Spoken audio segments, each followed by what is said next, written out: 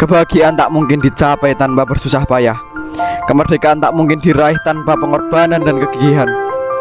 350 tahun bangsa ini diinjak-injak. 350 tahun bangsa ini dibelenggu. 17 Agustus 1945, Bapak Soekarno berhasil memproklamasikan kemerdekaan Indonesia, mengabarkan, memberitakan kepada seluruh penjuru dunia, bangsa ini telah merdeka. Pagi itu, di teras rumah, tampak sepasang suami istri sedang bercengkrama. Niki Pak, unjuk aneh. Kalian niki, ampun kesebut beto. Alhamdulillah, matur suwun, jan to bojoku sing ayu dhewe. Bapak yang sawase yo nak, aja nakal-nakal lho. Injih Pak, kalian kula mangke badhe teng pasar. Niki kula badhe ngedol cengkeh sing kala wingi sampun dipanen. Mugi-mugi telas nggih Pak. Ya Bu, amin.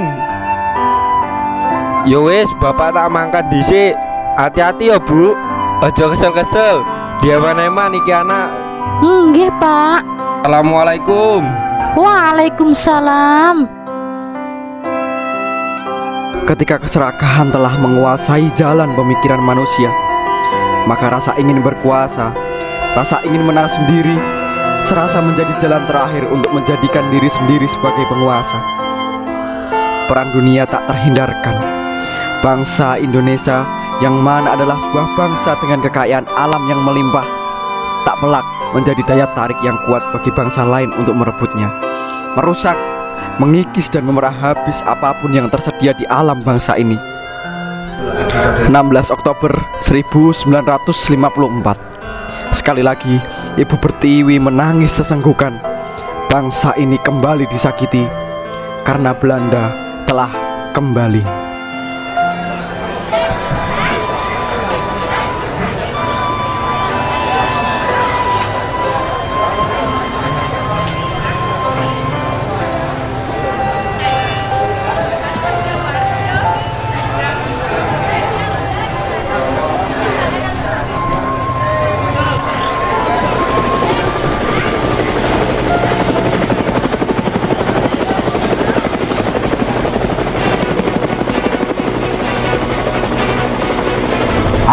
Ayo, semuanya berkumpul, jangan ada yang lari. Dasar bangsa yang lemah. Ayo berkumpul, Belanda belum kalah. Rakyat pun dikumpulkan secara paksa. Ada yang diseret, ada yang ditendang, dan ada yang dipukuli. Tak terkecuali dengan Martini. Sungguh malang nasibnya. Dia diseret dan juga dilemparkan oleh pasukan Belanda. Bawa mereka ke markas. Jika ada yang menolak atau melawan, tembak saja di tempat. Ampuni saya Tuan, ampun. Dasar manusia yang lemah. Lihat apa yang kau perbuat. Air kencingmu mengotorkan kakiku. Ampun Tuan, ampun. Mati yuk. Yuk, kesini. Cepat. Martini pun diseret oleh pasukan Belanda menghadap Jenderal Rudolf. Bersihkan sepatuku. Cepat. Ayo anak-anak, mari kita bawa sampah-sampah ini ke markas kita. Ai, Jenderal. Bariskan sampah-sampah ini, berikan mereka alat, dan suruh mereka bekerja. Sungguh malang nasib para pribumi. Mereka dipaksa bekerja mati-matian. Angkat sana, angkat sini, banting sana, banting sini. Tidak ada yang tidak bekerja. Tanpa istirahat. Salah sedikit tendang, sedikit tendang. Sungguh para rakyat di zaman itu benar-benar tidak dimanusiakan. Dengarkan wahai para pribumi. Karena hari ini Ai sedang berbahagia. Ai akan membebaskan salah seorang dari kalian. Namun hanya satu. Itu pun juga tidak gratis. Siapapun yang sanggup menjadi mata-mata dari kami, maka akan bebaskan you dan juga akan memberikan perlindungan. Hahaha. Siapa yang sanggup segera ke sini. Hahaha. Semua diam, semua membisu. Namun kebisuan itu hanya sementara. Saya sanggup, Jenderal, asalkan Jenderal membebaskan saya. Hahaha. Lihatlah orang itu. Dia sanggup mengkhianati bangsanya sendiri hanya karena iming-iming sebuah kebebasan. Hahaha. Bagus, bagus. Hahaha. Anak-anak, berikan dia makan dan juga bebaskan. Tapi ingat, jika you mengkhianati kami, maka bersiaplah untuk mati. Hahaha. Siap, Jenderal. Saya tidak akan mengkhianatimu. Realitanya, tak sedikit dari putra-putri bangsa yang bersedia menikam bangsanya sendiri. Tak hanya di zaman sekarang, karena penjajahan terhadap bangsa sendiri sudah dimulai sejak zaman dahulu. Tak ayal jika bangsa kita yang sekarang pun dirampas hak-haknya, ditikam dan juga ditusuk. Namun bukan dari bangsa lain, melainkan dari putra-putri bangsanya sendiri. 18 Oktober 1954, di pojok kampung, para pribumi sedang berkumpul di sebuah pos kampling. Khusyuk mereka mendengarkan siaran radio yang dipegang oleh salah seorang warga. Kami mengabarkan bahwa bangsa Indonesia tidak boleh lengah. Bangsa kita harus bersatu karena Belanda hendak kembali menjajah negeri kita. Maka dari itu, mari kita pertahankan kemerdekaan negara kita tercinta. Saat sedang khusyuk mendengarkan radio, salah seorang warga pun datang membawa sebuah kabar. Bapak, niku pak, Ono apa jane? Ngomong sing jelas ono apa? niku pak, ten pasar wonten londo, warga disekap, garwane Pak Karso ya melu dicekel piye iki? Weh, tenan po ora kowe iki? Tenan pak, saiki wis digawa ning markase londo, piye iki pak? Ya wis, saiki awakmu nyang sawah kabarono Pak Karso. Aku karo bolo-bolo tak kubeng desa ngeki kabar iki. Nggih pak. Pontang-panting mereka membubarkan diri, berlari, mengabarkan apa yang telah mereka dengar. Mereka berlari sambil berteriak mengingatkan.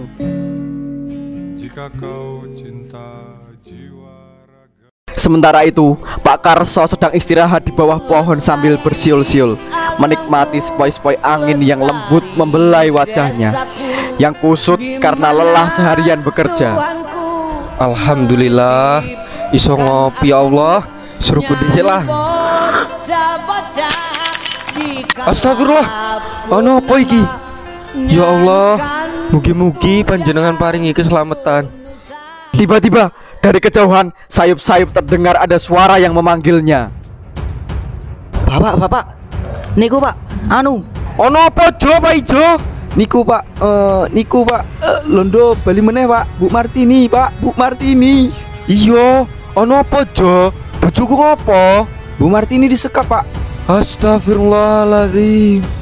Aduh piye iki pak, tangi pak, tolong. Piye Jo, ono apa? Iki Pak Karso semaput, ayo ditulungi. Tiba-tiba Pak Karso terbangun dan melihat sekitar. Ya Allah. Sontak Pak Karso terbangun dan segera mengambil parang di pinggangnya. Pak Karso pun berlangsung berlari, namun warga segera mencegahnya. Ojo pak, arep nyandi. Aku arep jemuk bojoku. Ojo pak, kosek. Ora iso. Ojo Pak, kosek to. Percuma awakmu lungoke, timbang mati gasik kowe engko. Percuma bojomu ora bakal slamet yen caramu koyo ngene. Tenang dhisik, ngenteni bantuan teko Pak. Ngenteni dhisik yo. Ngenteni jaremu. Bojoku lagi meteng gede. Ge saiki lagi disekap. Aku kon ngenteni ngono wae. Ora iso. Iya pak, iya. Tapi dipikir dhisik, apa nek awakmu rono dhewean terus bojomu bakal slamet? Ora pak, ora. Londo iki senjatane lengkap. Gak kowe maju mung modal celurit, mustahil pak. Ayo, kene dirembokke dhisik. Gusti! Sungguh terluka hati Pak Karso. Sang istri dan calon buah hatinya kini sedang dalam bahaya. Betapa sakit hati Pak Karso. Begitu cemas, Begitu khawatir, bayangan yang mengerikan pun datang silih berganti. Dengan beringas, bayangan itu datang memborbardir, meremukkan hatinya. Sungguh Pak Karso yang malang. Malamnya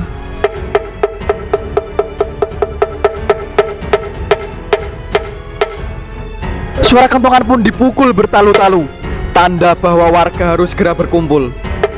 Kumpul, kumpul, ayo kumpul. Karso yang kemarin hanyalah seorang petani biasa, kini telah menjelma menjadi seorang tokoh perjuangan bangsa, demi sebuah kehormatan, demi sebuah kemerdekaan. Wahai saudara-saudara, bangsa kita sekarang ini dihancurkan kembali. Bangsa kita ingin ditindas kembali. Apa kalian rela jika tanah nenek moyang kita, tanah tempat kita lahir dan dibesarkan kembali, direbut oleh manusia-manusia serakah itu? Lihatlah saudara-saudara, keluarga kita, sanak saudara kita, ayah kita, anak kita menjadi korban dari tangan-tangan jahanam itu. Ingat saudara, kemerdekaan tidak akan pernah dapat diraih dengan omongan belaka. Kita harus bertindak, kita harus bergerak, tak perlu menunggu bantuan dari atasan. Karena setiap bangsa mempunyai kewajiban untuk mempertahankan bangsanya. Maka dari itu, bagi para pemuda ataupun juga orang tua, luruskan punggungmu, lemaskan jarimu, buatlah tekadmu. Karena besok kita akan berperang, kita akan melawan. Lebih baik kita mati berjuang daripada kita mati menjadi bangkai budak yang disia-siakan. Merdeka atau mati? Merdeka! Merdeka! Merdeka! Maka dari itu, segera ambil panculmu, karena besok Belanda akan kita leburkan. Ambil celuritmu, karena besok Belanda akan kita cincang-cincang. Ambil bambu runcingmu, karena besok Belanda akan kita tusuk-tusuk. Merdeka! Di mana ada ketidakadilan, maka pasti ada pemberontakan. Sungguh semangat rela berkorban itu bisa dipicu oleh apa saja. Dan kali ini, rasa cintalah yang akhirnya membangkitkan rasa itu. Cintalah yang mengobarkan semangat perjuangan itu. Karena rasa cinta dapat mengubah segalanya. Malam itu, akhirnya pasukan rakyat pun terbentuk. Semangat mereka begitu berkobar-kobar, begitu membara. Api semangat itu berkobar, siap menghanguskan apa saja. Namun, di balik semangat mereka yang membara, ada telinga yang diam-diam mendengar, juga mata yang diam-diam melihat segalanya. Siang itu, sang jenderal sedang duduk santai mengawasi para tawanan bekerja. Tiba-tiba, Joko sang pengkhianat pun datang membawa kabar. Jenderal, jenderal. Ya, Yu. Ada kabar apa? Katakan pada Ai. Jenderal, saya membawa kabar. Tadi malam rakyat telah membentuk sebuah pasukan yang dipimpin oleh Karso, dan mereka akan melakukan penyerangan besok. Oh, berani-beraninya mereka melawan Ai. Baiklah kalau begitu, Yu pergi dari sini, cari informasi sebanyak-banyaknya. Hahaha. Siap, jenderal. Tak lama setelah Joko pergi, ajudan yang berada di sisi jenderal pun memberi usul kepada sang jenderal. Jenderal, saya punya ide. Apa idemu? Api harus kita padamkan sebelum menjadi besar, jenderal. Dan Karso itu adalah pemantik apinya. Maka dari itu tak perlu kita repot-repot membuang tenaganya. Cukup kita tangkap si Karso itu, maka semua akan beres, jenderal. Oh, good. You punya ide. Baik, besok kita buat Karso bertekuk lutut di hadapanku. Pukul 05.30, matahari perlahan terbit dari timur. Cahaya yang menerpa alam garis khatulistiwa terasa hangat menerpa, beserta harapan yang perlahan tumbuh memenuhi jiwa-jiwa rakyat yang kini sedang gersang. Burung-burung berlalu lalang membawa rerumputan, sedikit demi sedikit, pelan tapi pasti merajut rumah yang nyaman bagi calon-calon generasi penerusnya. Tak berbeda dengan pasukan yang perlahan datang. Seiring dengan bunyi kentongan yang dipukul di bertalu-talu, Pasukan itu datang dengan berbagai macam senjata. Raut cemas, khawatir, bercampur dengan ketakutan. Namun dipadukan dengan sebungkah api harapan. Harapan bahwa negeri yang tercinta ini akan selalu aman tanpa sedikit pun gangguan. Betapa mahal harga sebuah ketentraman. Berduyun-duyun mereka datang. Selamat pagi saudara-saudara. Telah sampailah kita pada hari di mana kita akan melakukan perlawanan.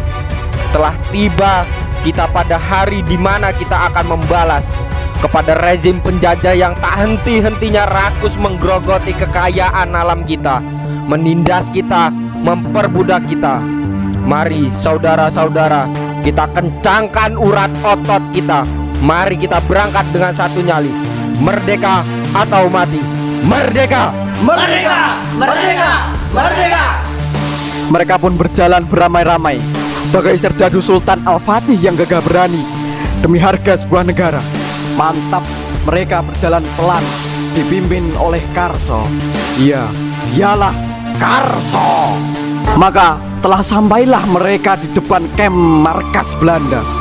Sambil bergetar, mereka bersiap mencabut senjata yang mereka pegang. Namun seketika Karso terduduk lemah. Sungguh, apakah ada sebuah perkara yang dapat meruntuhkan mental Karso yang sekuat baja? Hahaha. Lebih baik kalian menyerah, dasar warga pribumi yang tak tahu diuntung. Jika kalian maju satu langkah pun, maka mereka akan mati di tanganku. Wahahaha. Sialan kau Belanda, bebaskan istriku. Oh, you punya istri di sini? Yang mana istrimu? Ini? Bapak! Bune! Bapak! Bune! Bapak! Bapak! Apa maksud kalian? Ini bukan panggung drama. Ini adalah perang. Lepaskan mereka, dasar penjajah laknat. Hahaha.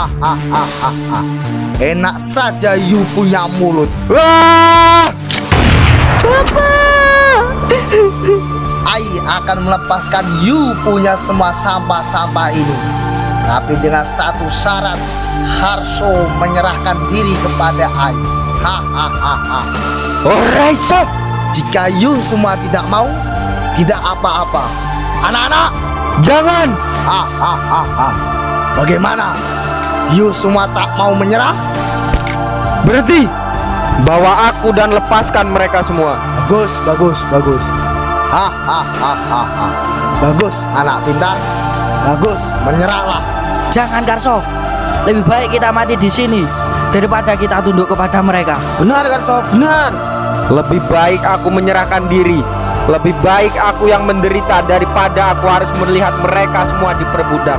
Tak sanggup aku menyaksikan istriku dan calon anakku disiksa oleh mereka. Jangan, Pak. Tidak apa, Martini. Jangan, Pak. Hei jenderal bodoh, cepat bawa aku dan lepaskan mereka. Hahaha. Berani sekali you. Anak-anak, cepat bawa dia dan lepaskan mereka semua. Hahaha. Sana, pergi, cepat. I sudah tak butuh you semua. Sungguh, perjuangan itu harus dibayar mahal. Karso menyerahkan diri demi keselamatan istri dan seluruh rakyat Indonesia. Ya, cepat bawa Karso kemari. Siap, jenderal. Ayo cepat jalan, cepat. Tunggu. Jika anakku nanti lahir, beri nama dia Juang. Bapak! Jangan cemaskan aku. Hentikan omong kosong ini. Bubar, cepat kalian bubar. Rakyat bubar dengan berat hati. Rakyat pergi dengan derai air mata. Sosok suri tauladan mereka, sosok yang menjadi sumbu peledak bagi kobaran semangat mereka, ini tertatih-tatih diborgol oleh pasukan penjajah. Sosok yang rela mengorbankan dirinya sendiri demi keselamatan orang lain, mengorbankan diri sendiri untuk keselamatan istrinya, demi keamanan calon buah hatinya. Hari itu tercatat sebagai sejarah. Karso dipaksa harus kalah. Hahaha. Ini dia tikus busuk yang mencoba ingin melawan kita. Cepat ikat dia di tiang itu. Siap Jenderal, cepat jalan. Dengan kasar pasukan penjajah menyeret tubuh Karso. Dengan kejam diikat dia di sebuah tiang. Sungguh malang nasib Karso. Jenderal, kita telah menang. Mau kita apakan dia? Jenderal Rudolf pun bangkit dari duduknya. Perlahan dia berjalan pelan. Pelan sekali jenderal itu berjalan. Semakin dekat dia dengan tubuh Karso. Didekatkan kepalanya. Semakin dekat, semakin dekat. Lalu meledaklah tawa jenderal tersebut. Hahaha. You kalah Karso. Hahaha. Siksa dia anak-anak.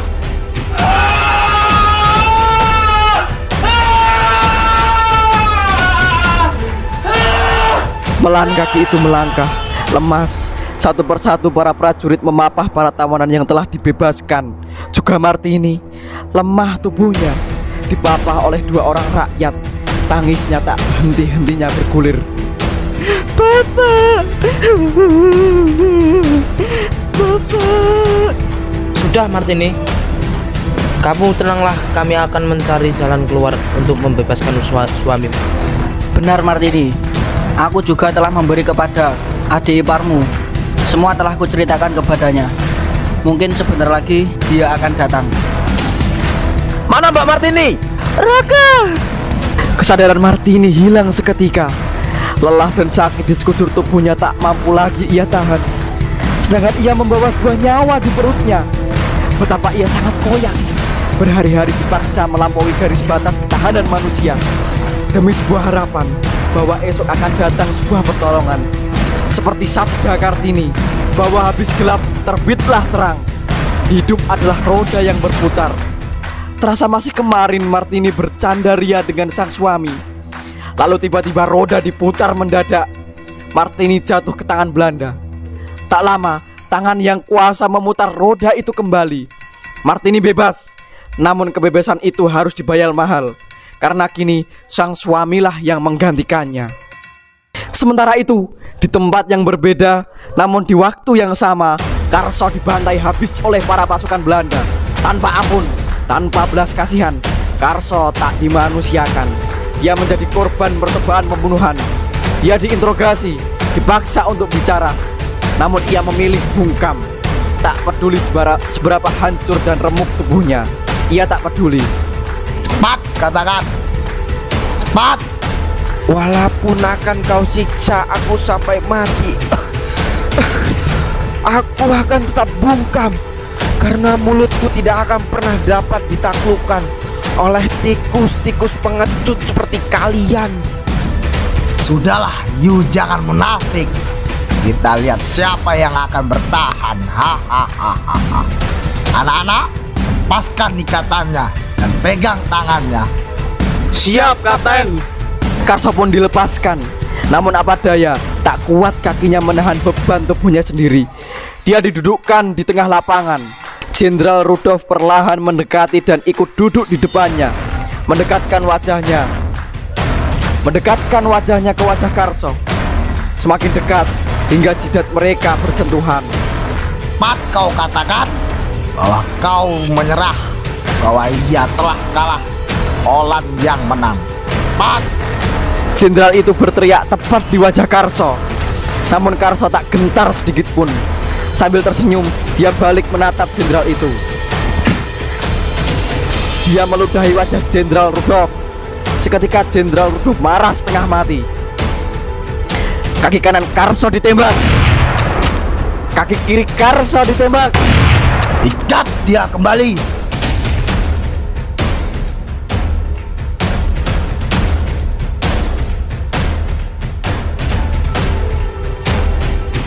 Bagaimana ini? Karso sekarang sudah ditangkap oleh Belanda. Kita sekarang pincang tanpa kehadirannya. Benar sekali. Aku pun sangat tak berdaya tanpanya. Karena dialah yang mengubarkan semangat kita. Aku sangat menyesali keputusannya untuk menyerahkan diri. Lebih baik aku mati bersimbah darah daripada aku harus pulang namun kalah bahkan sebelum perang. Aku paham apa yang kalian rasakan. Namun bagaimanapun Kakang Karso lebih memilih menyerahkan diri. Kalian lihat sendiri bahwa yang ditangkap oleh mereka adalah orang-orang tak berdosa, para orang tua, bahkan seorang wanita yang sedang mengandung. Apakah Kakang Karso tetap tega menyerang dengan resiko mereka semua mati? Lihatlah, yang ditangkap adalah istrinya sendiri beserta anak yang sedang dikandung di perutnya. Apakah kalian dapat sedikit mengerti apa yang dirasakan oleh Kakang Karso? Kita harus bersatu kembali, bagaimanapun caranya. Kita akan menyerang kembali. Percuma. Belanda adalah orang-orang yang sangat licik. Percuma. Penyerangan yang kedua ini akan berakhir sama dengan yang pertama.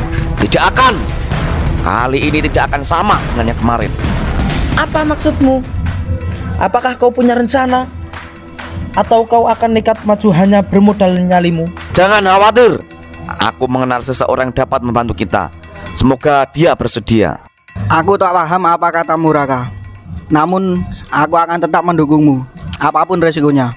Bahkan apabila kita mati, aku tak peduli. Demi sebuah dedikasi, besok kan kukumpulkan pasukan. Merdeka atau mati. Merdeka! Merdeka! Merdeka! Tiada kata menyerah untuk sebuah kemerdekaan. Raka hadir sebagai angin segar bagi para pejuang rakyat. Dia adalah pemuda yang dengan gigih terus mengobarkan api yang perlahan redup. Api yang tertanam di hati para pejuang perlahan ia kobarkan kembali. Bukan semata-mata karena kakaknya ditahan, bukan semata-mata karena sebuah dendam. Semua itu murni dia lakukan demi sebongkah tanah warisan nenek moyang yang dengan rakus mencoba direbut oleh pihak-pihak yang tak berwenang. Demi bumi pertiwi, Raka siap mati. Malamnya Raka mendatangi seseorang, bukan seorang yang gagah, bukan juga seorang muda yang perkasa. Seorang itu berjenggot putih dengan tubuh yang sudah ringkih. Sorban putih di bahunya sangat lusuh. Perlahan Raka mendekati seorang itu. Tuanku Imam, Raka memohon doa dan restu dari Tuan. Besok Raka akan berperang. Allah bersamamu nak, Allah bersamamu. Bawalah ini, lemparkan ke mereka. Perlindungan Allah datang dari mana saja nak. Terima kasih Tuanku Imam. Terima kasih. Kalau begitu, pergilah. Baik Tuan. Assalamualaikum. Waalaikumsalam warahmatullahi wabarakatuh. Hukum rimba, dibunuh atau membunuh, yang kuat akan berkuasa. Sedang dibalik hierarki kekuasaan yang kokoh, selalu saja ada kepanjangan tangan dari mereka yang turut membantu berdirinya rezim kekuasaan tersebut. Raka yang diam-diam menyusun rencana, Raka yang diam-diam mengumpulkan bala pasukan, yang diam-diam memohon restu. Ada saja mata yang diam-diam mengawasinya, yang diam-diam mencermati setiap gerak-gerik Raka. Sore itu di pangkalan militer Belanda, Karso masih diikat kuat di tengah lapangan.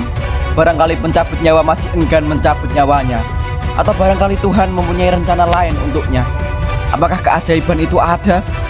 Tuan Jenderal, Tuan Jenderal. You ada apa ke sini? You punya kabar? Katakan. Perlahan Joko mendekati Jenderal Rudolf. Sejenak diliriknya Karso. Rasa kasihan jelas terpancar di wajahnya. Namun apa boleh dikata, ketakutan akan keselamatan dirinya sendiri telah menutup mata hatinya. Jenderal, saya membawa kabar Jenderal. Sambil menelan ludah, diliriknya Karso, terlihat jakun Joko naik turun. Ya, you bawa kabar apa? Katakan kepada I. Anu Jenderal. Dia menghentikan perkataannya sebentar, kembali melirik Karso, memastikan bahwa Karso tidak mendengar perkataannya. Para rakyat besok akan menyerang kembali. Seketika Jenderal Rudolf melempar asbak yang baru diambilnya. Sialan, dasar pribumi bodoh. Siapa lagi kali ini? Namanya Raka Jenderal. Seketika Karso mendongakkan kepalanya. Mendengar nama itu, seketika Karso tersadar dari tidur panjangnya. Lihat aku woi, aku rela diinjak-injak, aku rela disiksa, aku rela mati demi bangsa ini, demi bumi pertiwi yang aku cintai. Sedangkan kau dengan seenak-enaknya membocorkan hal sepenting ini. Sudah, you diam saja. Akan kuajari kalian sopan santun. Kau akan mengajariku sopan santun, sedangkan kau datang ke sini tak tahu sopan santun. Bodoh. Raka akan membalasnya. Jenderal Raka akan membalasnya. Lihat saja nanti. Sedangkan kau pengkhianat, camkan kata-kataku. Bumi Pertiwi tidak akan pernah mau untuk menerima jasadmu. Entah besok, sekarang, atau nanti. Lihat saja. Banyak bicara you. Anak-anak, siapkan meriam. Cepat, besok kita akan berdansa. Hahaha. Betapa aksi pengkhianatan begitu mendarah daging di hati para manusia. Tak terkecuali dalam sejarah negara Indonesia. Bangsa ini tak terhitung berapa kali dikhianati, berapa kali disakiti, ditikam, sembuh, ditikam lagi. Betapa tubuh bangsa ini hancur redam bukan karena luka sayatan, namun hancur oleh tusukan-tusukan dari belakang yang diprakarsai tak lain oleh warga negaranya sendiri. 22 Oktober 1954, pagi itu, di saat burung-burung masih nyaman berada di sangkarnya, derap-derap langkah itu datang. Kilat-kilat cahaya bukan datang dari awan yang akan turun hujan, namun dari senjata-senjata yang dipegang mantap oleh para pasukan negara Indonesia. Betapa senjata-senjata tersebut seakan haus untuk dimuntahkan. Sebilah celurit itu diam membisu, gigil, kilaunya membawa ancaman, begitu tajam, begitu ngeri.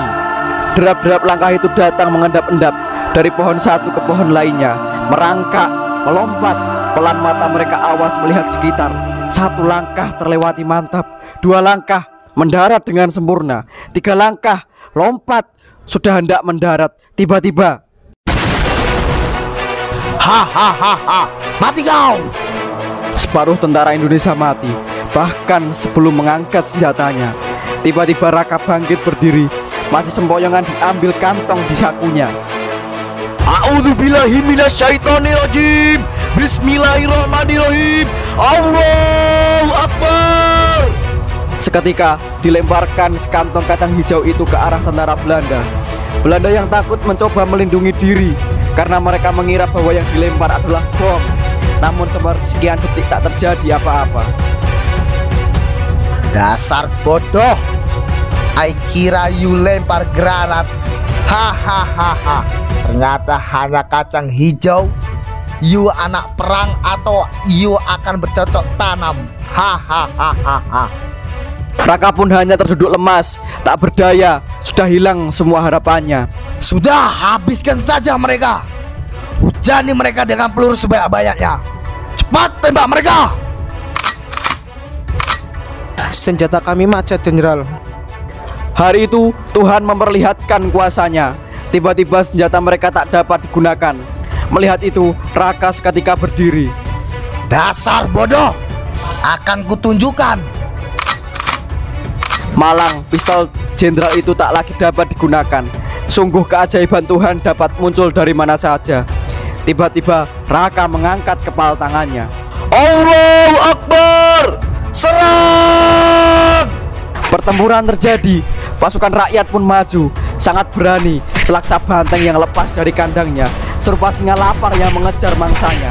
Sungguh pasukan Indonesia menyerang habis-habisan karena senjata Belanda tak lagi dapat digunakan. Mau tak mau, Belanda pun ikut menyerang. Serbu!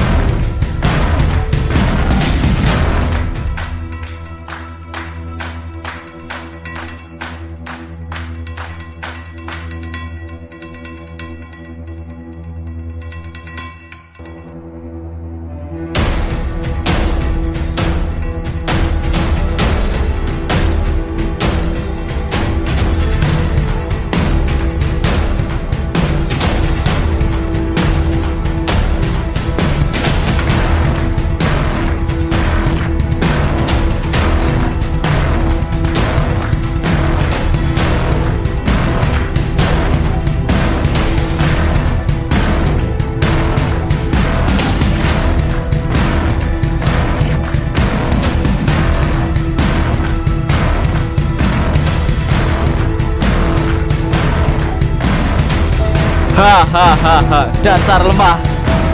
Sambil menendang mayat-mayat pasukan negara Indonesia satu persatu, saat pasukan Belanda menegang perut dari Raka, kakinya terhenti. Ternyata Raka lah yang menahan tendangan dari pasukan Belanda. Pasukan Belanda pun mundur perlahan-lahan. Masih hidup kau ternyata. Hahaha. Raka bangun perlahan-lahan sambil sempoyongan. Dia bangkit. Hahaha, menyerah saja kau. Tiba-tiba Raka bangkit kembali, berpangku kepada lututnya. Dia bangun. Saat hendak bangun, tendangan keras mengenai tubuhnya. Raka terkapar lemah, mulutnya memuntahkan darah. Perlahan Belanda mendekati Raka dan menginjak perutnya. Hahaha, you takkan pernah menang melawan Holland. Tiba-tiba lemah tangan Raka memegang kaki Belanda dan melemparkannya. Belanda pun mundur perlahan. Masih kuat saja kau. Baiklah, berdirilah, akan kuladeni kau. Raka pun perlahan berdiri, berpangku kepada lututnya. Dia mencoba bangun, kemudian jatuh kembali, bangun, jatuh kembali. Dan untuk percobaan yang ketiga, Raka berhasil berdiri. Meski bergetar kakinya, meski luka di sekujur tubuhnya, perlahan Raka melonggarkan kakinya, memasang kuda-kuda. La haula wala quwata illa billah. Raka pun menghajar pasukan Belanda yang tersisa, hingga tinggal dia berhadapan dengan salah seorang tentara Belanda. Ya, dialah Jenderal Rudolf. Hingga akhirnya Rakalah pemenangnya. Raka pun tertatih-tatih mendekati sang kakak yang masih diikat di sebuah tiang. Perlahan dia melepaskan semua ikatannya. Kakaknya sudah tak berdaya.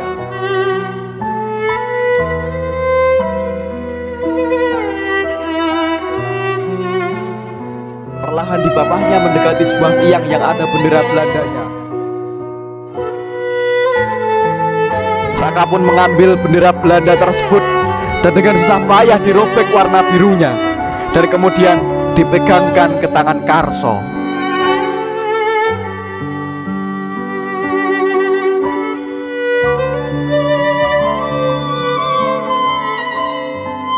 Tancapkan bendera ini, Kang. Engkaulah yang berhak mengibarkannya. Karso perlahan memegang tangan Raka. Tidak, Dek. Engkaulah yang berhak mengibarkannya. Salamku untuk Martini dan juga anakku. Beri nama dia Juang Karso Dirio. Aku pamit, Dek. Kakak.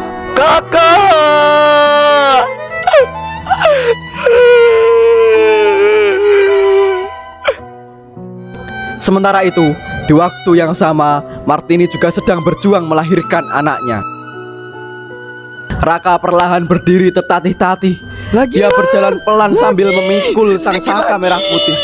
Diangkatnya sekuat tenaga, dan bertepatan saat dia berhasil menancapkan bendera, juga bertepatan saat Martini berhasil melahirkan anaknya. Merdeka!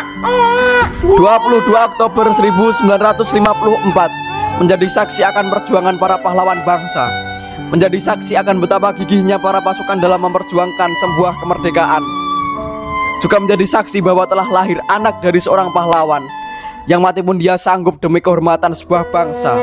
Juang Karso Dirio namanya. Juang lahir dengan lautan darah pengorbanan. Namanya akan menjadi sebuah pengingat bahwa kemerdekaan tak akan pernah dapat didapat dengan ucapan belaka. Wahai generasi muda, hari ini ingatlah bahwa hari ini adalah hari kemerdekaan kita, hari dimana kita semua telah lepas dari belenggu para penjajah. Namun bukan berarti kita akan diam dan menganggap semua telah baik-baik saja. Lihatlah, dengarkan, rasakan jeritan para pahlawan. Suara itu masih jelas terasa di telinga kita. Teriakan itu. Dan untuk Indonesia yang mendatang, mari kita bersama-sama membangun negara yang benar-benar merdeka. Negara merdeka yang sebenar-benarnya. Merdeka, merdeka, merdeka. Dan untuk kemerdekaan itu, mari kita hapus yang namanya korupsi, penindasan, kolonialisme, kapitalisme, dan semua yang menjadi penyakit bagi bangsa ini. Dari kami, wassalamualaikum warahmatullahi wabarakatuh.